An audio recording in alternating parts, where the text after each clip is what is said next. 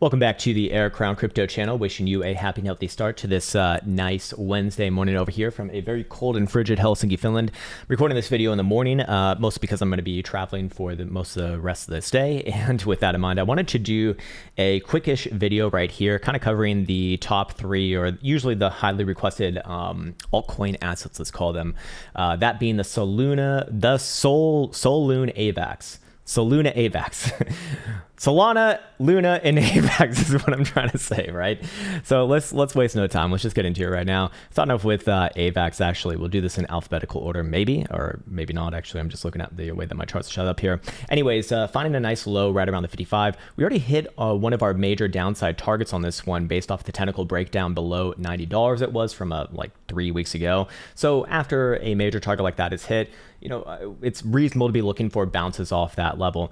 And similar to Bitcoin, it is time to be on a bit of lower high watch right here. Now I'll present both sides obviously and talk about what would constitute a validation or invalidation, but if we're on the higher term time frame specifically, we do see that, you know, very, very likely AVAX does trade up here and test somewhere around $80, let's say, somewhere between about $78.5 to about $80.5. At that point, I would be looking for a bit of a short-term pullback, just being that that is a 382 Fibonacci retracement right here, and also some, you know, some major moving averages coming in within that region as well. But ultimately, the real question is what happens after that? Because if Solana, if AVAX does confirm above, let's call it $79 on a daily closure, I would be looking for this one to actually take another major leg up, similar to Bitcoin as well, with the, you know, similar numbers right there. In this case, I'd be looking somewhere between about 88 and a quarter, and perhaps even all the way up to about $100. That would be your proverbial bull trap-ish region. And I do think that there is good reason to believe that that area probably does get hit sometime in the next month or so, mostly because we do have hidden bullish evidence building up right here on 5-day RSI, and maybe even the weekly as well. Yeah, we would have it on the weekly as well. Now, these are very extreme reads, so I don't put too much weight on them, to be fair, but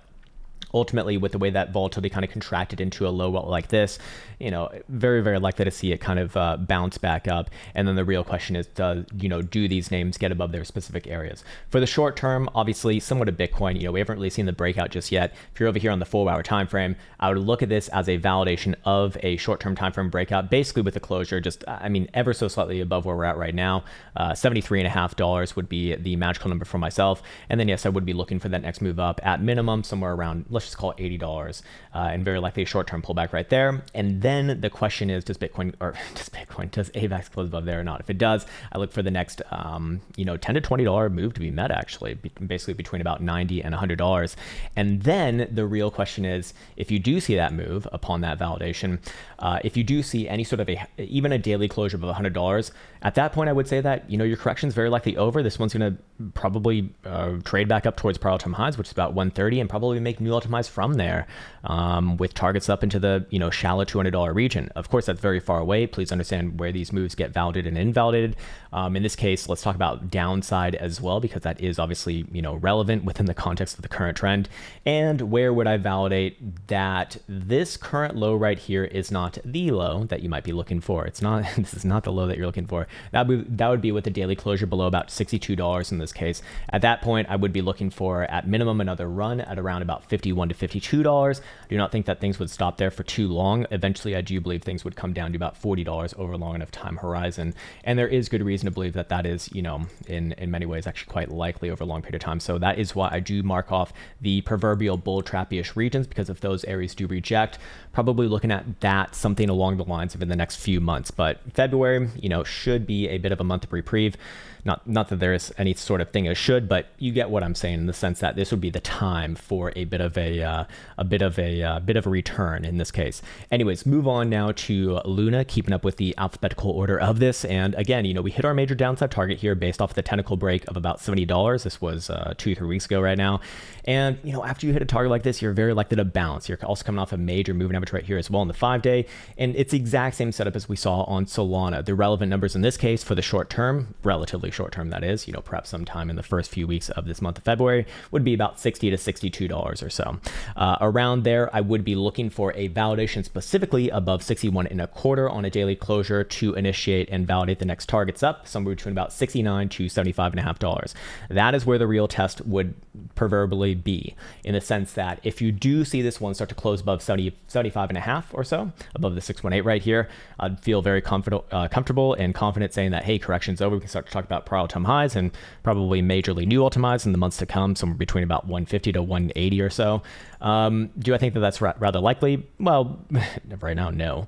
But basically, what I'm looking at is that if you do see weakness within this region, or basically, especially anywhere below 75.5, that would be your next, higher term time frame, lower high.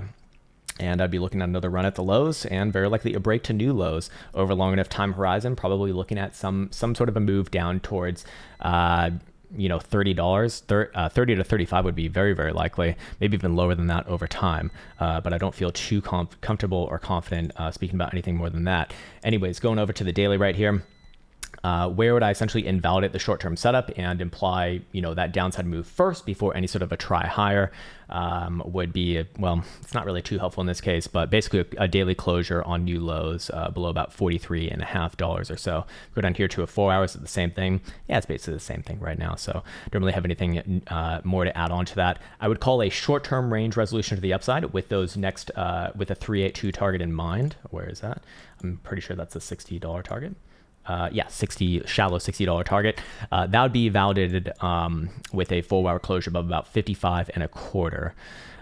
If you want to be a little more aggressive, although I don't think it'd be relevant in this situation personally, but hey, I'm not your fucking dad, would be about 53.60 in this case, which you've been getting rejected, or which Luna has been getting rejected at for a while now. Okay, let's move on to the last one of the day, Solana. This one's actually rather interesting as well. Pulled back into what technically might be considered a higher low right here, just on an extremely aggressive rally, which would initiate hidden bullish divergence if you do close the next next weekly, and probably 5 days.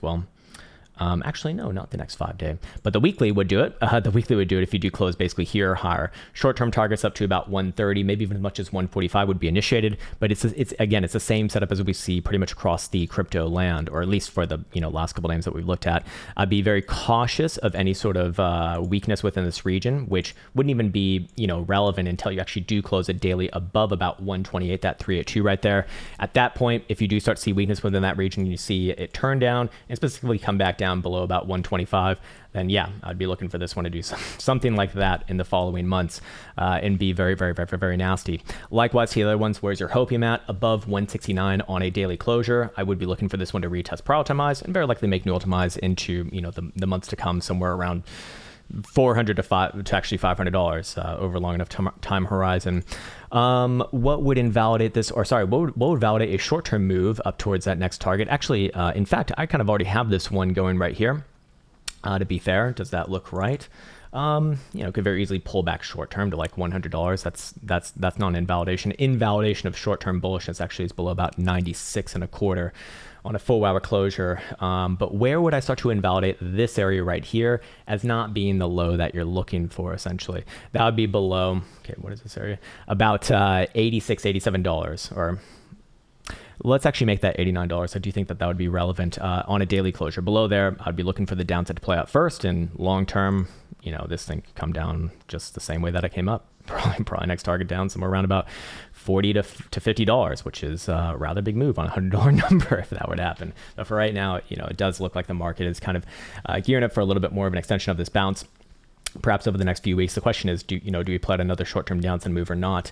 At least in my opinion. So I think that'll do it for this video. Just nice and short and sweet. We kind of see the market in just a general interesting area right here with a very good or very high risk reward. Not to say that that's going to work out in any particular way, but these are the setups that typically you do kind of dream of as a trader. For what it's worth. Anyways, I think that'll do it for this one. Do we want to go over maybe Ethereum really quickly here, make this a little bit shorter? Nah, we'll leave it right there. I think that'll do it for this one. Take care. Hopefully this has served you well, and I'll see you in the next one.